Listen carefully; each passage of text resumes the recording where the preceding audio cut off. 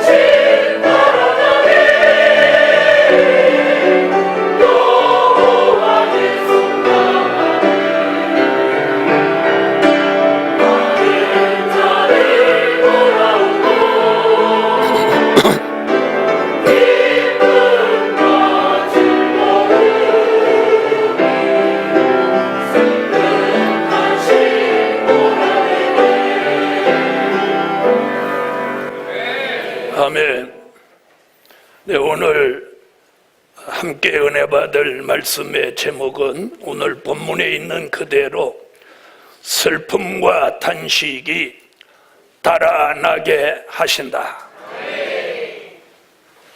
저 옆에 분하고 그렇게 한번 인사하세요. 슬픔과 탄식이 달아납니다.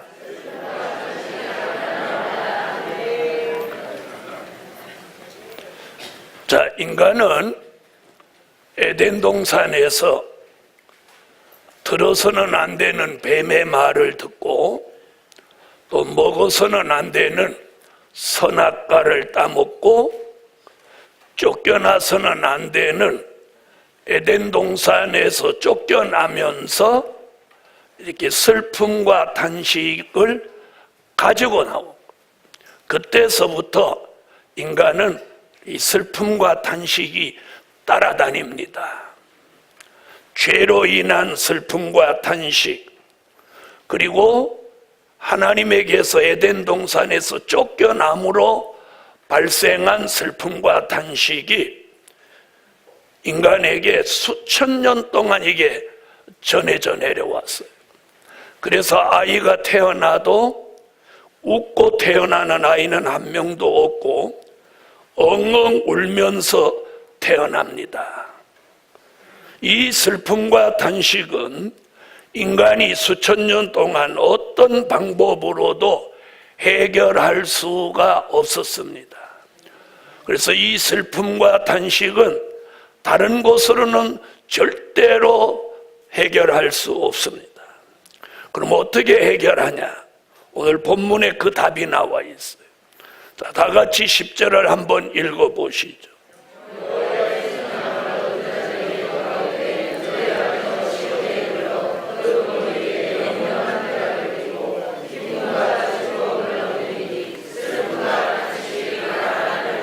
자, 여기 답이 나오죠?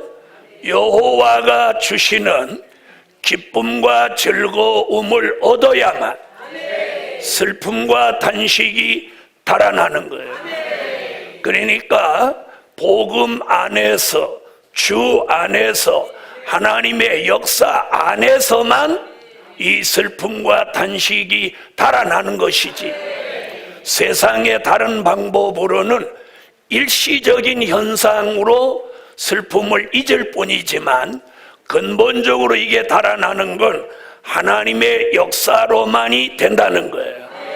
그래서 우리가 이 원칙적인 답을 바로 알으셔야 이 문제를 근본적으로 해결할 수 있는 것입니다.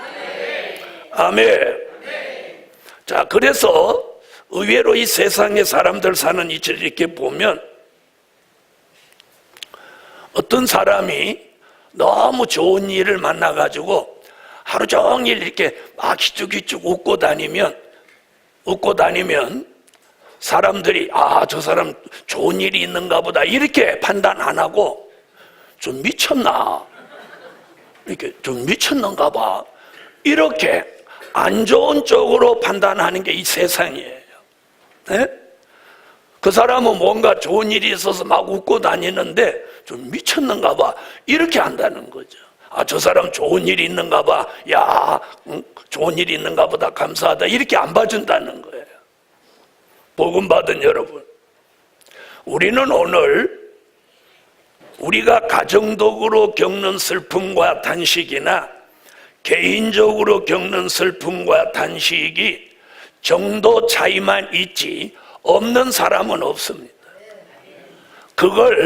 그 슬픔과 탄식이 우리를 24시간 우리에게 머무르면 우리는 병납니다. 병나는 거예요. 그 스트레스가 엄청납니다. 그런데 자면서 있고 또 먹으면서 있고 또 누구 만나서 얘기하면서 있고, 그러죠? 또 예배 드리면서 있고 찬양하면서 있고, 자, 이러니까 그나마도 사는 거예요. 그렇죠? 그나마도 사는 거예요. 또 그런 것이 저런 것이 없는 사람은 누구한테 전화를 해가지고 막 3시간씩 떠드는 거예요. 3시간씩. 그 사람은 그렇게 해야 그 슬픔과 단식을 잊으면서 그나마라도 살 수 있는 거예요. 자, 오늘은 그럼 이 슬픔과 단식이 오늘 본문에 보니까 달아나리로다. 슬픔과 단식이 달아난다. 다른 쪽으로 말하면 도망간다. 이런 얘기예요. 자, 그러면 뭐가 들어와서 이걸 밀어낸다는 얘기냐? 여호와가 주시는 기쁨, 즐거움을 얻으리니 이게 들어오면서 슬픔과 단식, 내 속에 있는 슬픔과 단식을 이렇게 몰아내는 거예요. 몰아내는 거예요. 다른 쪽으로 보면 임무교대하는 거예요. 슬픔과 단식이 나를 지배했는데 기쁨과 즐거움이 들어오면서 이 슬픔과 단식이 달아나는 거예요. 그런데 우리는 지난 수십 년 동안 살아오면서 그렇게 좋은 기쁨과 즐거움을 별로 못 느꼈어요. 일시적으로 순간적으로 그런 일들이 조금씩은 있었지만 근본적으로 내게 있는 슬픔과 단식이 달아날 만큼 하나님이 주시는 기쁨과 즐거움의 분량과 능력이 크지 못했다는 거예요. 그래서 언젠가도 이런 말씀을 드렸는데 이번 지난주에 이 말씀이 다시 등장했어요.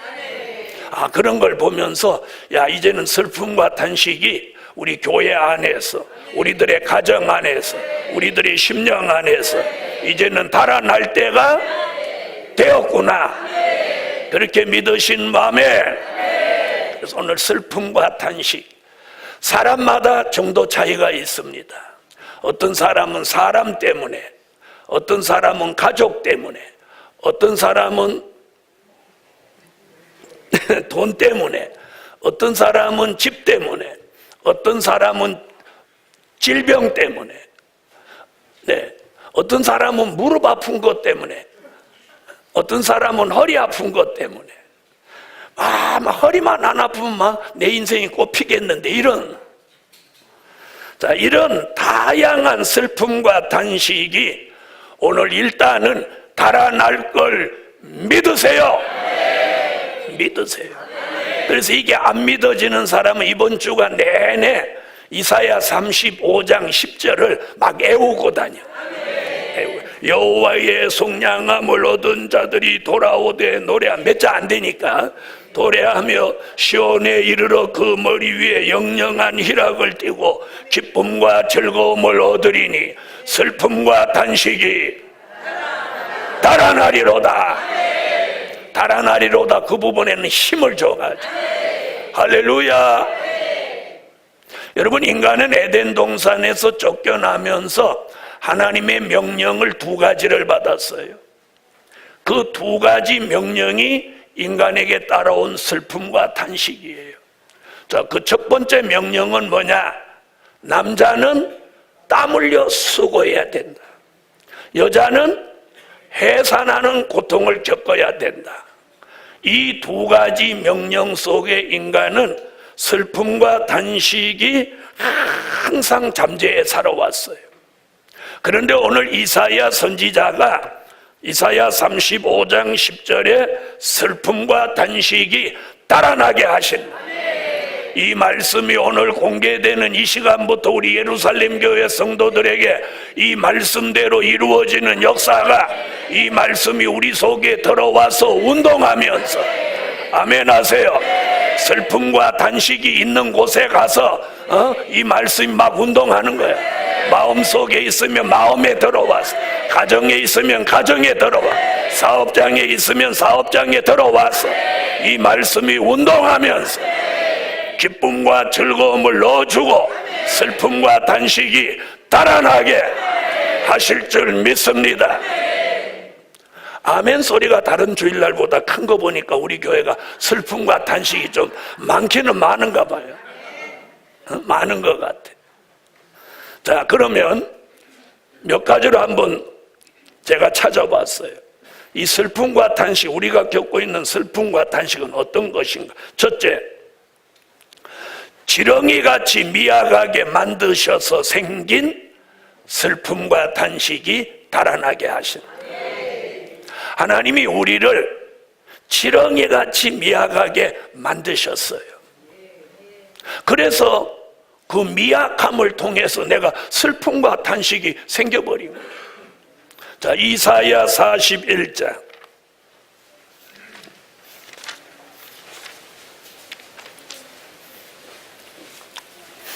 이사야 41장 14절로 15절을 찾으세요. 자, 찾으셨으면 다 같이 읽어주세요.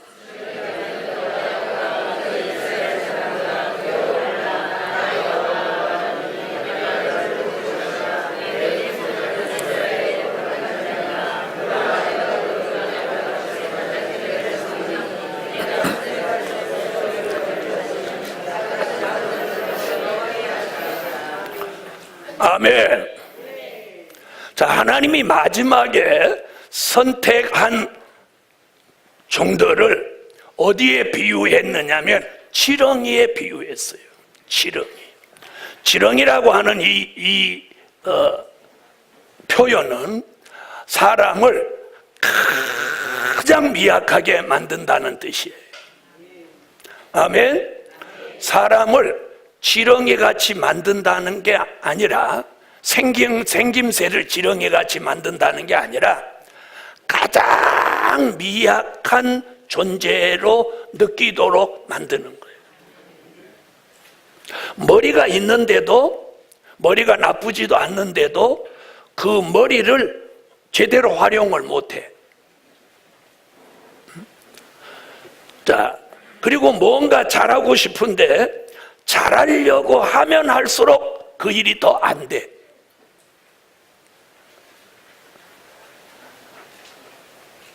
자, 그렇게 살아오면서 야, 내가 그때 그 일을 잘할 수 있는데 왜 잘못했지? 여러분, 그래서 새 다잡기로 쓰여질 말세에 섭리가 있는 종일수록 이 지렁이같이 만드는 거예요. 그래서 조금 몸부림을 쳐서 올라가면 어느 날 한 번에 툭 떨어지는 거예요. 그러면서 좌절하게 하고 낙심하게 하고 만드는 거예요. 여러분, 우리의 삶이 그러했어요. 저도 그랬고 우리 교회 자체도 그랬어요. 그런데 지렁이같이 미약하게 만드시는 하나님의 목적이 뭔가를 오늘 생각해 보니까, 왜 우리를 미약하게 하나? 왜 우리 교회를 미약하게 하나? 주의 종을 왜 미약하게 하나? 우리 교회 성도들을 왜 미약하게 하나? 그 근본을 이렇게 들여보니까 뭐냐? 하나님이 우리를 사랑하셔서 이렇게 낮아지게 만드는 거예요. 아멘? 무엇하게 만들어요? 이렇게 낮아지게 만드는 거예요. 다시 말하면 겸손하게 만드는 거예요. 우리가 무엇이 내세울 것이 있어서 교만하겠나 이렇게 생각하지만 저 하나님이 보시는 관점은 달라요. 그래서 우리를 낮아지게 만들고 겸손하게 만들기 위해서 우리를 미약하게 하는 거예요. 아멘? 미약하게 하는 거예요. 복음받은 여러분, 다윗이 그렇게 대단한 사람이며 하나님의 마음에 합한 사람이고 골리앗을 어린 소년의 몸으로 이긴 사람이고 어떤 전쟁이든지 다윗이 나가기만 하면 백전백승하는 사람입니다. 그런데 다윗을 하나님이 미약하게 두니까 자기 아들을 못 이깁니다. 다윗이 못 이기는 사람이 없는데 자기 아들을 못 이겨요. 자기 아들을 못 이겨서 아들을 피해서 도망갑니다. 여러분이 생각하면 다윗 왕이 누굽니까? 어린 소년의 몸으로 골리앗을 물맷돌 하나로 이기고 영웅이 된 사람인데, 이런 위대한 사람이 자기 아들 압살롬을 못 이기는 거예요. 여러분, 다윗이 압살롬을 왜 못 이겼다고 생각합니까? 왜 못 이겼다고 생각합니까? 네?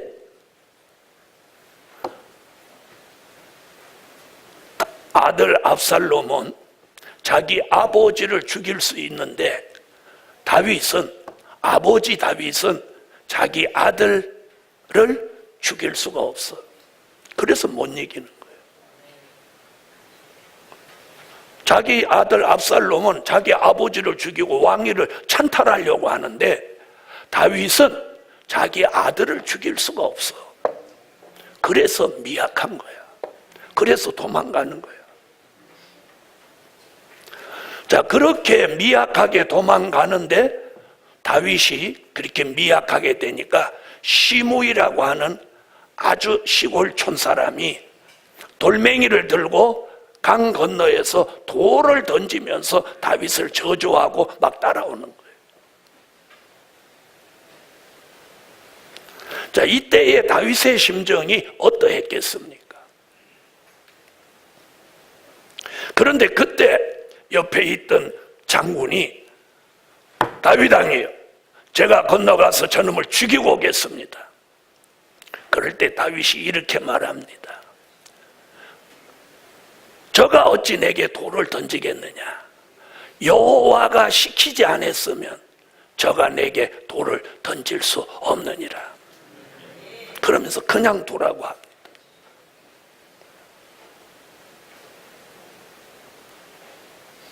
다윗을 아주 높였다가 밑바닥에 떨어뜨립니다.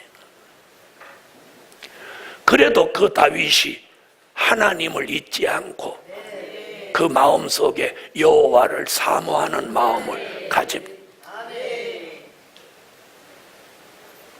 때가 되니까 그렇게 미약하게 내려갔던 다윗을 다시 왕위로 복귀시키고 다윗의 영광을 하나님이 회복시켜 주시고, 여러분, 우리 교회나 여러분이 지렁이같이 미약한 일을 하나님이 만들어 주신다고 낙심하지 마십시오. 하나님이 우리를 낮아지게 만드는 일이고 우리를 겸손하게 만들기 위한 목적이라면 반드시 다시 높여서 하나님의 영광을 나타낼 줄 믿습니다.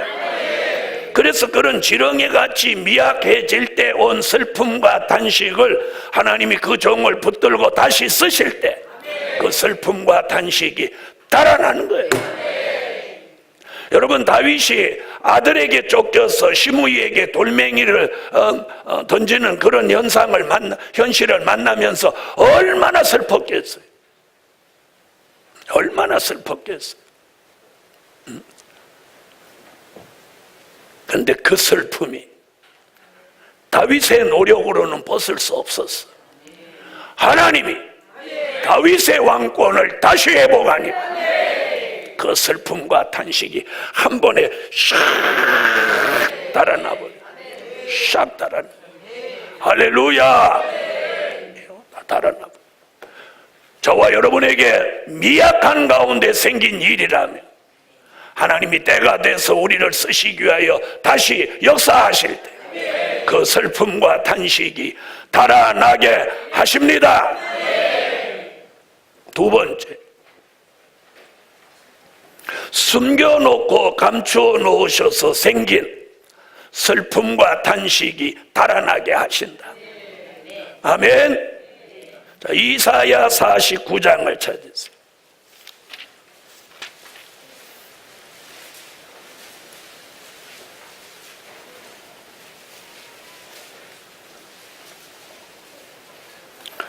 이사야 49장 1절로 3절을 읽어주세요.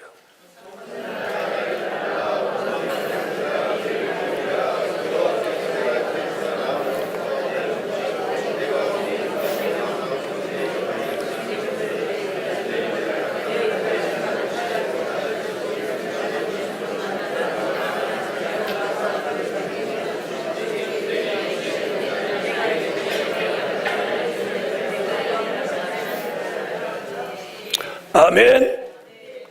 자, 오늘 본문에서는 하나님이 모태서부터 선택한 종을 하나님의 영광을 나타낼 종으로 쓰시기 위해서 그 종을 이렇게 숨겨놓고 감추어 놓으셨다는.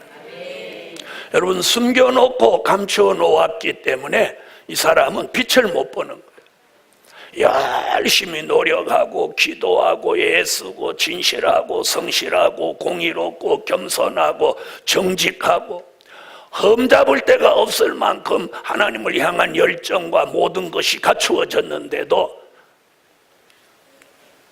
숨겨놓고 감추어 놓았기 때문에 누구도 아무도 알아주지 않는, 또 무슨 일을 해도 빛이 나지 않는, 또 무슨 일을 해도 큰 역사가 없는, 자, 이런 일로 인해서 겪은 슬픔과 단식은 바로 때가 되면, 자, 그 숨겨놓고 감춰놓은 그 과정에서 생기는 일이 뭐냐?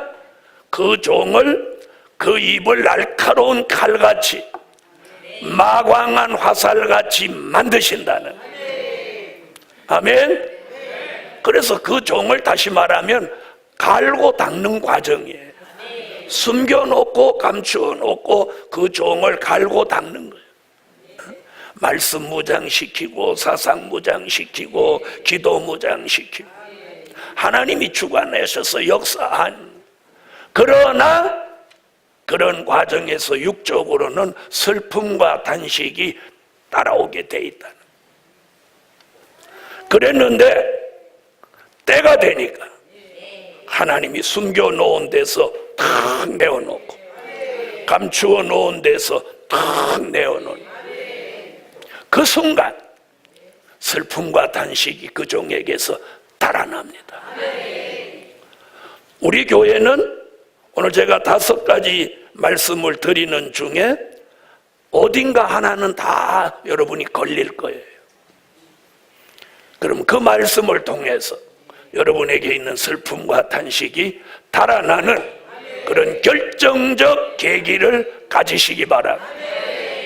세 번째, 하나님의 모략 속에 생긴 슬픔과 단식이 달아나게 하신다. 하나님의 무엇 속에? 모략 속에. 자, 이사야 46장 10절로 11절을 찾으세요. 이사야 46장 10절로 11절. 자, 읽으세요.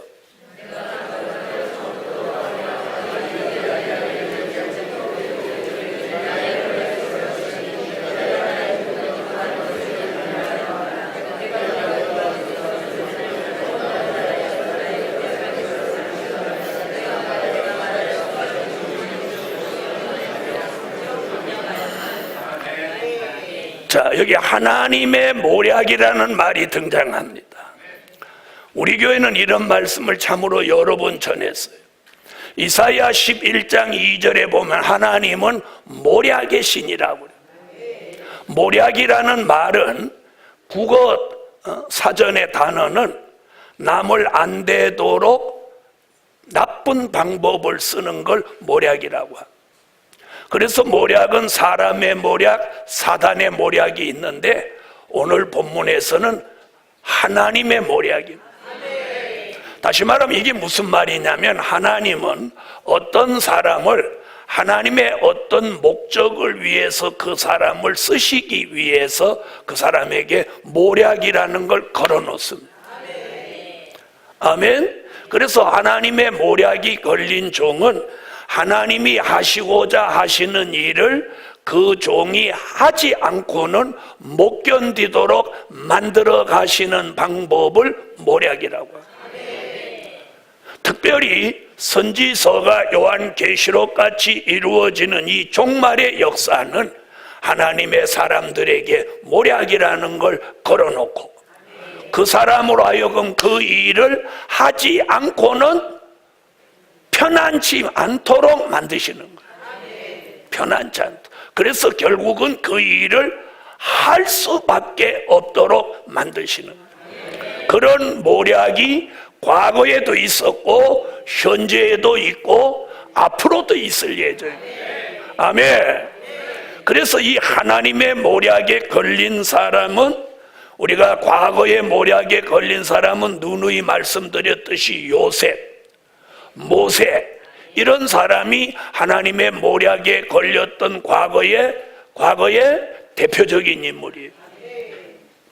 자, 늘 설명해 드리면 요셉 왜 하필 그런 꿈을 꾸냐는 거예요. 자, 해와 달과 별이 자기 별을 향해서 다 절하는 꿈을 보여주는 거예요. 밭에 나가서 곡식단을 묶었는데 자기가 묶은 단은 이렇게 다 서 있고 아버지, 어머니, 형들이 묶은 단은 다 요셉이 묶은 이 단을 향해서 다 절하고 있는 걸 꿈을 꾸는 거예요. 하나님은 왜 요셉에게 이런 꿈을 꾸게 하냐는 거예요. 그 다음에 그런 꿈을 꿨는데 요셉이 입이 간질간질해서 말을 안 하고 못 베기는 거예요. 야, 이게 도대체 무슨 꿈이냐. 아무래도 나쁜 꿈은 아닌 것 같으니까 부모한테도 형제들한테도 그 꿈 얘기를 한 거예요. 자, 그러니까 요셉은 꿈꾼 대로 사실을 말했을 뿐인데 그 내용을 통해서 그 형들이 기분 나빠지는 거예요. 뭐? 내가 너한테 그럼 절한단 말이지? 자, 그 꿈을 사실로 받아들이는 사람은 그 부모밖에 없었고 그 형제들은 다 부정하면서 요셉을 미워하는 마음이 생겼다는 거죠. 만약에 그 형들이 요셉을 사랑하는 마음과 인정하는 마음, 그래, 저놈 앞으로 크게 될 거야, 우리가 앞으로 저놈한테 절하는 날이 올 거야, 이렇게 인정했다면 하나님의 모략은 성립이 안 되는 거예요. 우리가 여기서 하나님의 계획 속에 뭔가를 깨달아야 되는 게 뭐냐? 잘 들어보세요. 하나님의 모략을 성취시키기 위해서는 악역을 맡는 사람이 나온다는 거예요. 무엇을 맡는 사람? 악역을 맡는 사람이 나와요. 그러면 요셉의 모략을 성취하기 위해서는 누가 악역을 맡았어요? 10명이나 되는 형이 악역을 맡았어요. 악역을 맡았어요. 여러분, 어떻게 10명이 똑같은 악역을 맡는 일치한 마음을 받냐 이 말이에요. 거기서 그런 대로 그 악역을 조종하는 사람이 하나 있었으니 그가 유다예요. 유다, 루벤이. 자, 이들이 다른 형제들은 요셉을 죽여버리자는 거예요. 죽여버리자. 그러면 요셉을 죽여버리면 하나님의 모략이 어떻게 되는 거예요? 물거품이 되는 거죠. 그러니까 하나님이 빨리 형들 중에 한두 사람의 마음을 딱 자극을 해갖고, 야, 죽으면 안 되니까 팔아먹으라고 해라. 누가 나왔어? 조율자가 나왔어. 조율자가. 조율. 한쪽에서는 죽이자. 그러니까 야, 죽이는 것보다는 팔아먹자. 이렇게 조율자가. 여러분, 하나님의 모략을 성취하는 데는 악역을 맡는 사람, 또 그 악역이 극단적으로 가지 못하도록 조율하는 사람, 그 다음에 또 팔아먹는데 누가 안 사가봐. 일이 성취 안 되잖아요. 그렇죠? 그럼 마침 또 팔아먹자 이렇게 합의되니까 딱 때 맞춰서 아라비아 상인이 고리락 지나가는 거예요. 자, 이 아라비아 상인 하나님이 시간 맞춰서 등장시킨 거예요. 그리고 요셉을 팔으려고 하는데 쬐끄맣고 그러니까 아라비아 상인이 얘를 어디에 팔아먹겠냐, 안 사겠다 이러면 또 문제가 다른데 덥석 사가지고 가네. 이게 다 뭐예요? 이런 진행 과정을 누가? 하나님이 주관한다. 우리가 이 하나의 역사를 통해서 깊이 있게 들여다보면 우리의 삶의 해답도 찾는 거예요. 아멘? 어떤 사람은 왜 교회를 막 이 성산으로 오냐? 뭐 별 사람 다 있어. 여러분, 하나님이 때 맞춰 오게 하시는 것도 하나님이 하시는 거예요. 저 오늘 요셉 얘기 보세요. 사람의 마음을 하나님이 주관하고 팔아먹자 이렇게 하니까 아라비아 삼인 딱 나타나고, 사가라 그러니까 덥석 사가고, 또 해필이면 왜 보디발 장군의 집에 데려다 놓은 거예요. 그리고 보디발 그 부인은 왜 또 갑자기 요셉한테 미쳐서 덤빌 거예요.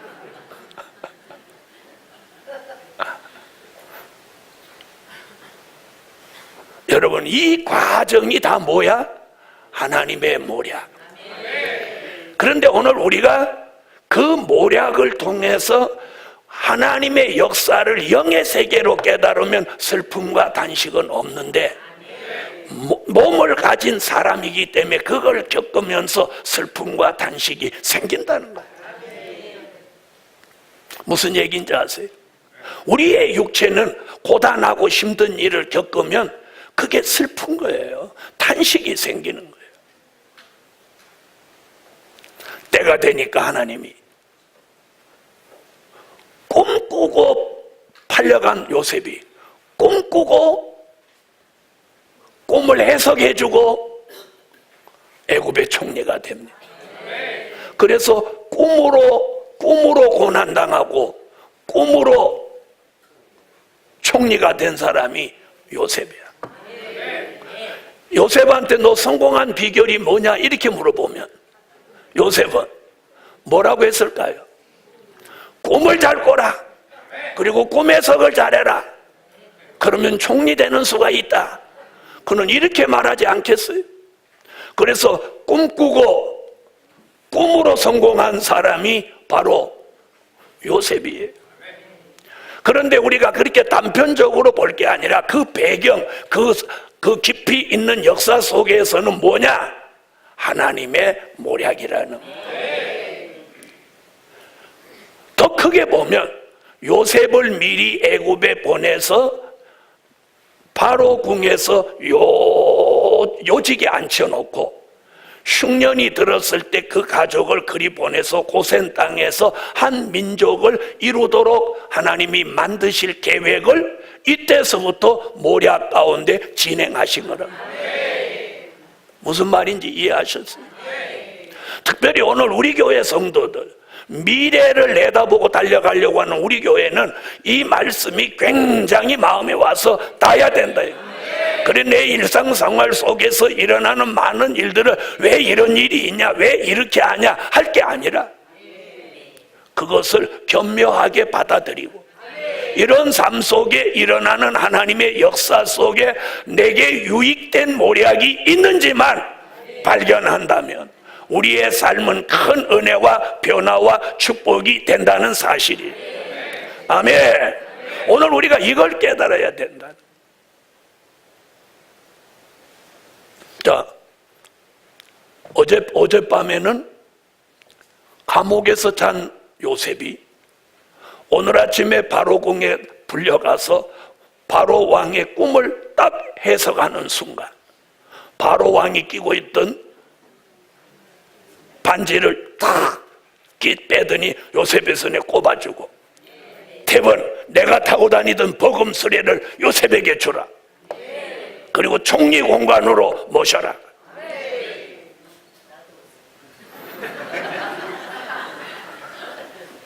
바로가 낀 인장 반지, 이게 우리말로는 옥새 같은 겁니다. 이걸로 그냥 결제하는 거예요. 이걸 딱 끼는 순간 거기 있는 장군들이 다 요셉에게 머리 숙이는 거예요. 총리 공관에 갔더니 그 당시 애굽의 문화가 이 세계적인 문화예요.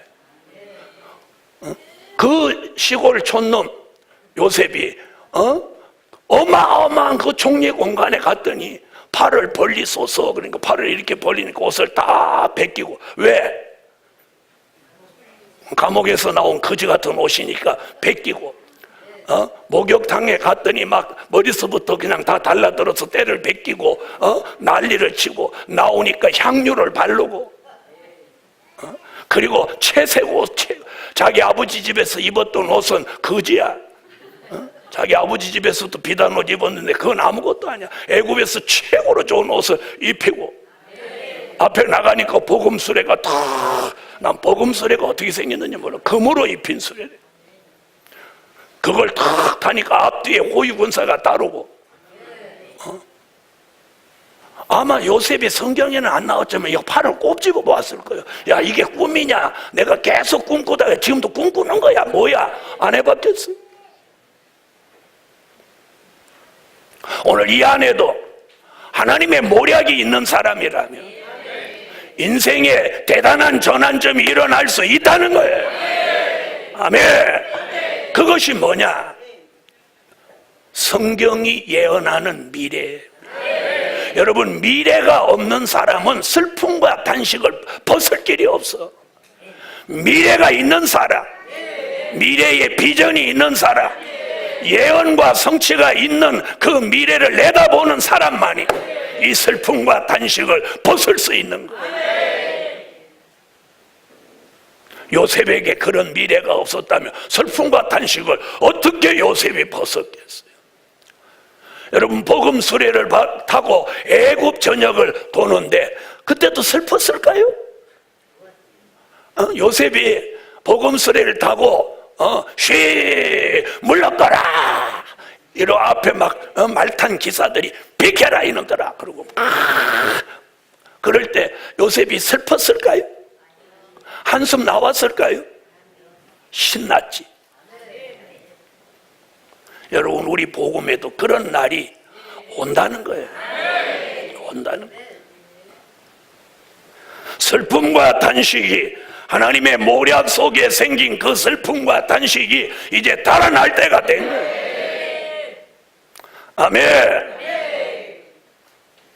네 번째, 반모섬을 만드셔서 생긴 슬픔과 단식이 달아나게 하신다. 요한계시록 1장 9절을 찾으세요.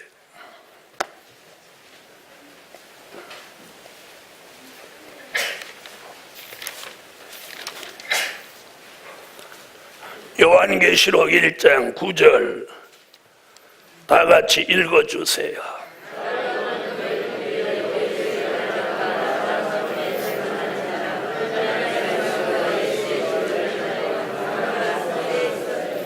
여러분, 사도 요한은 반모섬의 귀양가였습니다. 우리나라 말로 말하면 유배 귀양가였어요.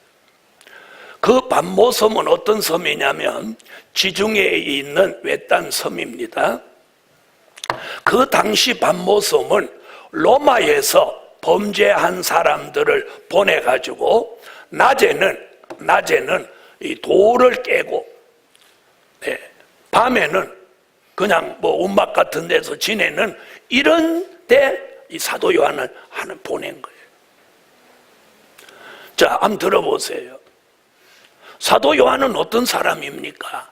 예수님이 가장 사랑하는 제자입니다. 제자입니다. 그리고 주님의 은혜 가운데 그는 오순절 역사를 통해서 성령으로 거듭남을 체험한 사람입니다. 자, 이 사람이 전부 흉측한 죄인들 속으로 가서 있습니다. 얼마나 슬펐겠어요. 그래서 여기 그가 이렇게 고백합니다. 나는 예수의 환난과 나라와 참음에 동참하는 자라. 자, 사람은 있는데 대화할 사람이 없어. 사람이 없어서 고독한 게 아니라 대화할 만한 상대가 없어서 고독한 거예요. 그 반모섬에서 사도 요한은 어느 날 주님과의 만남이 이루어지는 거예요. 아멘. 주님은 사도 요한을 반모섬에 보내놓으시고 때가 되니까 반모섬에 주님이 찾아오셔서 사도 요한을 만나주시는 거예요. 그 주님과 만나는 순간 사도 요한에게 있었던 그 반모섬의 고독과 외로움, 슬픔과 단식이 한 번에 싹 달아나요. 싹 달아나요. 할렐루야. 우리 교회 성도들도 그런 슬픔과 단식이 있으면 오늘 예수님과의 만남을 통해서, 이 말씀과의 만남을 통해서 누구하고 대화가 할 수 없는 그런, 가족하고도 대화가 안 되고 영적 이웃이 없어. 이게 영적인 반모섬이에요. 그래도 유일하게 할 수 있는 게 뭐냐? 뭘까요? 누가 기도했어? 기도입니다. 기도. 유일하게 마음을 털어놓고 마음 놓고 1시간, 2시간 말할 수 있는 게 기도야. 만약에 사명자에게 있어서 기도가 아니라면 살 수가 없어. 기도가 아니라면 살 수가 없어. 그러므로 예루살렘 교회여, 영적인 반모섬을 만들어서 말할 수 없는 삶을 살고 있지만 하나님과 교통할 수 있는 기도라는 이 영적인 통로가 살아있고 뚫려있고 막히지 않게 우리가 살 수 있는 거예요. 아멘. 그러므로 오늘도 기도하며 사시는 우리 예루살렘 교회 종과 성도들에게 오늘 반모섬으로 생겨진 슬픔과 단식이 달아나게 하신다. 땅의 길이 다 막혔어. 땅의 길이 막혀서 슬픔과 단식이 있어. 그런데 어느 날 하늘의 길이 열리는 거예요. 기도를 통해서 하늘의 길이 열리는 거예요. 아멘. 반모섬에 주님이 오셔서 사도 요한에게 성령의 감동을 주고 눈을 열어 보게 하고 귀를 열어 듣게 하고 주님이 외쳐지는 말씀을 손으로 기록하면서 사도 요한의 전성시대가 열리는 거예요. 반모섬에 있으면서 죄인들하고 함께 있으면서도 전에는 지루했고 전에는 답답했고 속상했는데 주님을 만난 후에 요한계시록이라는 책을 기록하면서 시간 가는 줄 모르는 거예요. 성령에 감동되고 성령에 도취돼서 계시록의 말씀을 천사가 불러주는 걸 기록하면서 그는 슬픔과 단식을 잊어버린 거예요. 이 말씀을 기록하는 즐거움, 이 말씀을 기록하는 기쁨에 그는 도취돼 버리고, 그래서 자기가 반모섬에 죄인 속에 있다는 것도 잊어버리는 거예요. 그러면서 땅의 길이 막혔지만 하늘의 길이 열렸어. 오늘 이런 역사가 우리 교회 성도들에게도 일어나기를 축원합니다. 다 같이 땅의 길이 막힐 때 하늘의 길이 열리고, 하늘의 길이 열릴 때 땅의 길 또한 열린다. 그런데 우리는 하늘의 길을 열어지기를 원하기보다는 땅의 길이 먼저 열리기를 지금 애쓰는 사람이 수도 없습니다. 오늘 영적으로 반모섬을 만난 성도가 있다면 오늘 하늘의 길이 열리면서 사도 요한은 요한계시록을 기록하는 기쁨과 즐거움 속에 슬픔과 단식을 잃어버렸다면 우리는 이 말씀을 읽고 듣고 지키면서 슬픔과 단식을 잃어버릴 수 있기를 예수 이름으로 축원합니다. 다섯 번째, 압박과 고난을 통해 생긴 슬픔과 단식이 달아나게 하신다. 이사야 19장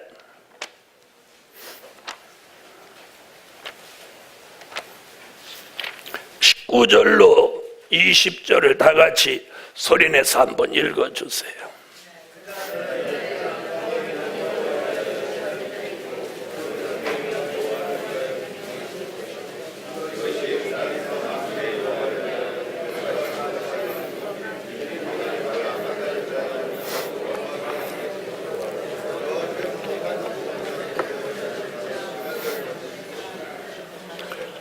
아멘. 압박과 고난을 통해서 생긴 슬픔과 단식이 달아나게 하신다.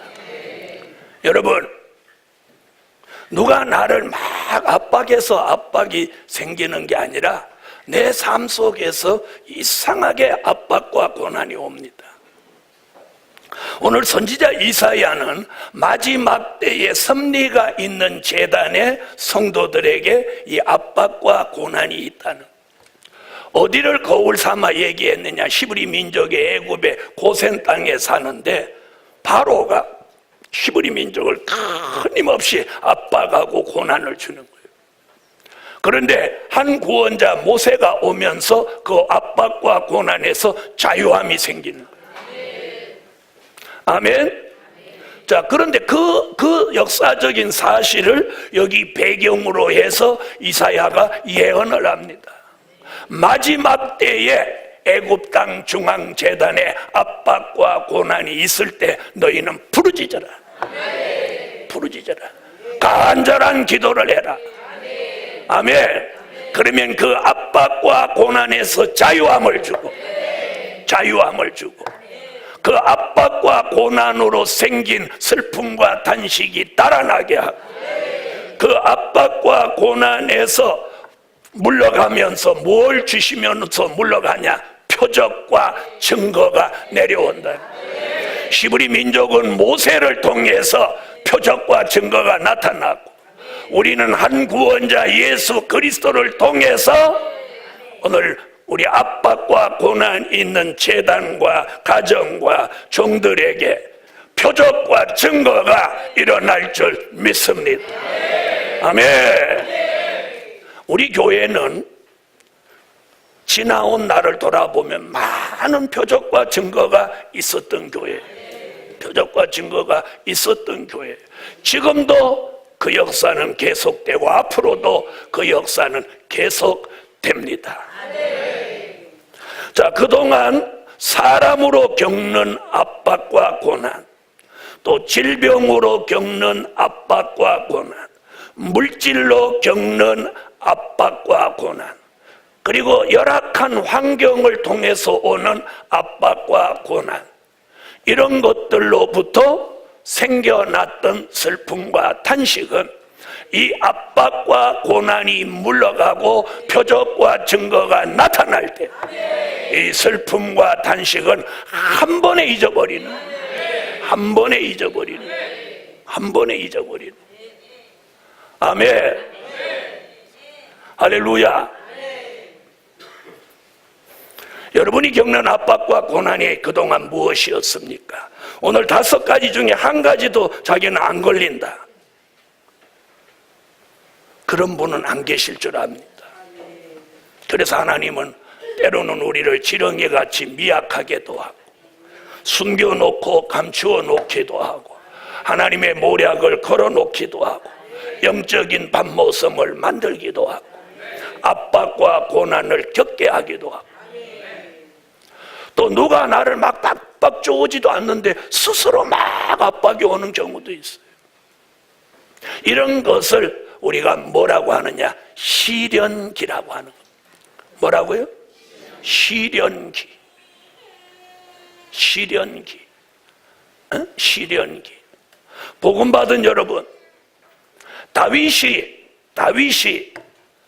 시련기에 들어서니까 아들한테 쫓겨갖고 비참하게 가는데 시므이가 돌멩이를 던지면서 또 사람을 더 한층 슬프게 만드는.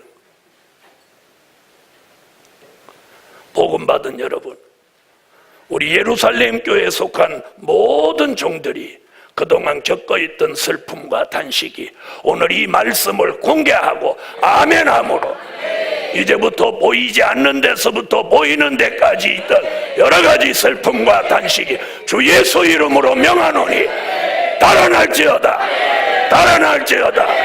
아멘. 자, 옆에 분하고 다 쳐다보면서 그래. 주 예수 이름으로 명하노니 슬픔과 탄식이 달아날지어다. 결론은 미래가 있는 사람에게 슬픔과 탄식이 달아난다. 우리는 미래가 있는 교회입니다. 될 일의 말씀으로 다가오는 그 놀라운 미래를 우리는 말씀으로 내다보는 이 교회.